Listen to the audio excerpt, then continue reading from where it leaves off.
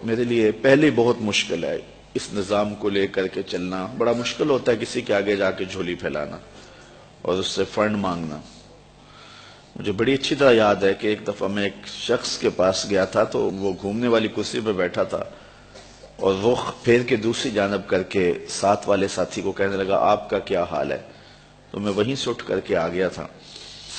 تو میں نے اپنے طلباء سے کہا تھا کہ بھوک کاٹ لو گے لیکن میں دوبارہ کسی کے پاس کسی کے گھر میں جا کے نہیں مانگنا ہے. ہم اتنے پریشان تھے کہ حال دل سوزاں، ان سے بھی کہا کہ جو غم گسار نہ تھے. خیر میں نے ایک بات اس کو ضرور کہی تھی. میں نے اس کو یہ کہا تھا کہ میں اللہ کے فضل سے اپنی ذات کے لیے ایک پائی کا بھی روادار نہیں ہوں. یہ سوکھا کام نہیں ہے، بڑا مشکل کام ہے. میں اس پورے مجمع میں کہہ رہا ہوں، پوری دنیا میں کہتا ہوں کہ کوئی ایک شخص بھی اٹھ کر کے میرا طلب کرنا تو دور کی بات ہے، میرے رویے کا لالچ بھی بتا دے تو میں دین کا کام کرنا چھوڑ دوں گا. میرے رویے کا لالچ بھی کوئی بتائے، یہ چھوٹی بات نہیں ہے، بہت بڑی بات ہے. میرے والد گرامی نے مجھے جو وصیت کی تھی وہ یہ تھی کہ بیٹے دین کو کاروبار نہیں بنانا. اگر شوق آ جائے دولت جمع کرنے کا، اگر یہ طلب دل میں جاگ جائے تو پھر کاروبار ہی کر لینا. آپ کو اللہ نے ہاتھ پاؤں دیے ہیں، کوئی کاروبار کر لینا، دکان پہ بیٹھ کے رزق کما لینا. تو دین کو جو ہے وہ روزی کا اڈا نہیں بنانا. تو اللہ کے فضل سے آپ نے میرے رویے سے بھی، میرے طرز زندگی سے بھی یہ بات نہیں دیکھی ہوگی. اور یہ بات کہنا بہت مشکل ہے جب علم کی بولیاں لگ رہی ہوں اور جب 50 ہزار روپے کے اندر تقریریں بک رہی ہوں تو ایک بندہ سویر سے لے کے شام تک کالا کالا رسول اللہ کا نغمہ لے کر کے گھومے تو یہ بہت بڑی سعادت ہے. تو میں تو اپنی ذات کے لیے بھی کبھی جو ہے وہ کوئی ہلکا اشارہ بھی کرنا مناسب نہیں سمجھتا ہوں. اور اللہ نے دل کو یہ استغنا کی دولت دی ہے تو میں نے اس کو جو ہے وہ ایک شعر بجوا دیا تھا.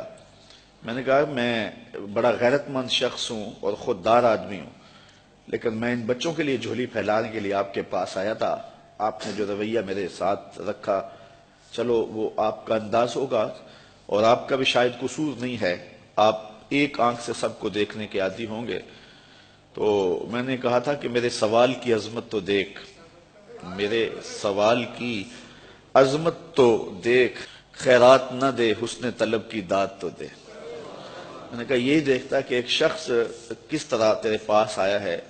خیر اللہ تعالیٰ جل شانہ کی بارگاہ میں ہم نے دعا مانگی تھی کہ مالک ہمیں کسی کا محتاج نہ کرنا. یہ سلسلہ جو آپ کے سامنے ہے انشاءاللہ یہ بہت جلد پایا تکمیل تک پہنچے گا.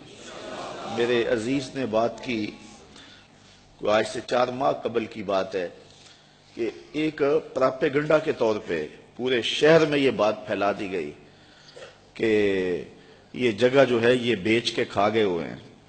تو مجھے افضل کہنے لگا، میں جمعہ پڑھانے کے لیے ممبر کی جانب جا رہا تھا تو مجھے کہنے لگا کہ آج جمعے میں آپ نے وضاحت کرنی ہے کہ جگہ ہم نے نہیں بیچی ہے، یہ محض پراپیگنڈا ہے.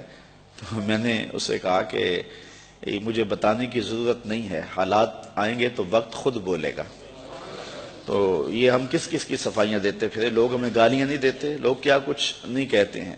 تو جو کسی کے من میں ہے وہ کیا، کسی نے کہا نصیب اپنا اپنا مقام اپنا اپنا، کیے جاؤ میں خار و کام اپنا اپنا. اب تو لوگوں کا محبوب مشغلہ بن گیا ہے ہمیں چھیڑنا، ہمیں تکلیف دینا، ہمیں اذیت پہنچانا. یہ ایک آپ کے شہر میں ایک شخص آ کر کے بڑی لمبی زبان سے یہ بات کر کے گیا ہے کہ رضا ثاقب نے تو دین کی لوٹ سے لگا دی ہوئی ہے اور وہ دہائی دیتا پھرتا ہے کہ پانڈے کلی کرا لو، مفت تقریراں کروا لو. اس نے تو دین کے وقار کو مجروح کر دیا ہے. یہ دیکھو بت کہیں ہمیں کافر خدا کی مرضی.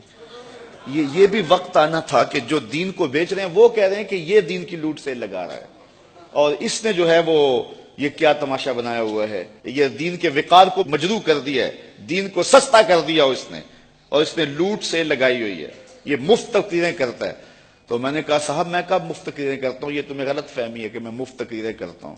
تم تو 40,000 میں بک جاتے ہو اور میرے سامنے تو بندہ اپنا آپ بیچ دیتا ہے، ساری زندگی پیچھے پیچھے رہتا ہے.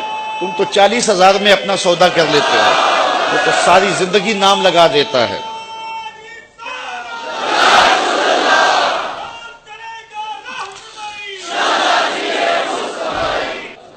میں نے کہا تم تو 40,000 میں بکتے ہو لیکن لوگ جانے بھی دے دیتے ہیں اور کہتے ہیں یہ ابھی بیانہ ہے، ابھی قیمت تو باقی ہے۔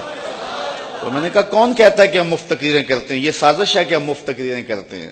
لوگ تو اپنی جان بھی وارنے کے لیے تیار ہیں۔ یہ رات بھی لوگ موجود تھے، عصر کے بعد بھی تھے، سحری کے دم بھی تھے، اس وقت آج بھی ابھی تک بیٹھے۔ کون آتا ہے؟ کس کے پاس وقت ہے؟ کیا عمرے کے ٹکٹ رکھے جاتے ہیں کہ لوگ جمع ہو جائیں، کیسی کیسی سریلے آوازیں لگائی جاتی ہیں لوگ جمع ہوں؟ یہ میرے پاس کیا ہے؟ لفظ بھی ٹوٹے ہوئے، لہجہ بھی سلامت نہیں ہے، لیکن یہ طلبہ ہیں تو کھچے چلے آ رہے ہیں، کہاں کہاں سے آ رہے ہیں، محبت کرنے والے ہیں کہ سب کچھ نچھاور کر رہے ہیں۔ جو شخص آگے سے جواب نہ دے تو لوگ سمجھتے ہیں کہ اسی کو مارو اور اسی کی تذلیل کرو۔ اور دوسری بات یہ ہے کہ جب کام ہوتا ہے تو مخالفت بھی ہوتی ہے۔ یہ 108 بچے فارغ ہو رہے ہیں، اصل مخالفت تو اب شروع ہوگی۔ تو مجھے ایک صاحب ذمہ دار ہیں، بزرگ ہیں، تو وہ کہنے لگے کہ کچھ لوگوں کے کنایتم جو ہے وہ ذکر کرنے کے بعد کہ یہ سارے لوگ آپ کی مخالفت کرتے ہیں، آپ کا مقابلہ کر رہے ہیں۔ تو میں نے بڑے حیرت سے کہا میرا مقابلہ تو نہیں کر رہے۔ کہنے لگے نہیں تم بولے آدمی، تمہیں نہیں پتا، یہ تمہارا مقابلہ کر رہے ہیں۔ میں نے کہا صاحب میرا مقابلہ نہیں کر رہے۔ کہنے لگے نہیں تمہیں نہیں پتا، یہ تمہارا مقابلہ کر رہے ہیں، اور کھلے اور کچھ باتیں انہوں نے سنانے چاہیے۔ میں نے کہا کیسے مقابلہ کرتے ہیں؟ میں ایک مہینے میں 70 درس دیتا ہوں، اگر یہ 71 دے تو مقابلہ ہونا۔ میں 70 ایک مہینے میں اللہ کی توفیق سے 10 دیتا ہوں، اگر یہ جو ہے وہ مقابلہ کریں تو 71 یا 72 دیں تو مقابلہ ہوگا۔ تو آج اللہ نے ہمیں توفیق دی ہے کہ 108 طلبہ فارغ ہوئے ہیں۔ اگر کوئی مقابلہ کرنا چاہے ہمارا تو ہمیں خوشی ہوگی کہ وہ 109 فارغ کرے۔ کاش کہ ایسے مقابلے کا ماحول پیدا ہو جائے۔ فاستبقوا الخیرات، اس مقابلے کی ترغیب تو رب نے بھی دلائی ہے۔ نیکی کے کاموں میں ایک دوسرے سے آگے بڑھنے کی کوشش کرو۔ کاش کہ اس طرح کے مقابلے کا ماحول پیدا ہو جائے تو یہ ہمارے لیے خوشی کی